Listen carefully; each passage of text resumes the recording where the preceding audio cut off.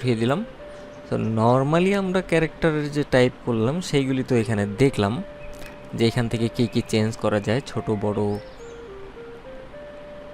প্রত্যেকটা অক্ষরের মাঝখানে গ্যাপ বাড়ানো, ট্র্যাকিং, লিডিং, দুইটা লাইনের মাঝখানে গ্যাপ বাড়ানো, এসব জিনিসগুলি আমরা এখান থেকে করতে পারবো। দেন এগুলিকে ফেলে দিই, এটাকে পাশে রাখতেছি। এরপরে আমরা টাইপ টুল দিয়ে একটু আগে আমরা যেটা করছিলাম জাস্ট একটা ক্লিক করছিলাম, এবার আমরা প্যারাগ্রাফ স্টাইলে লিখব।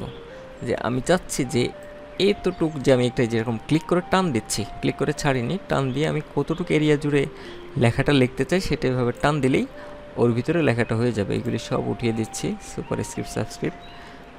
এই এরিয়ার বাইরে কিন্তু কোনো লেখা যায়নি, তাই না? অল সিলেক্ট, কন্ট্রোল এ, এখানে কার্সর রেখে ক্লিক করে কন্ট্রোল এ দিলেও কিন্তু অল সিলেক্ট হবে।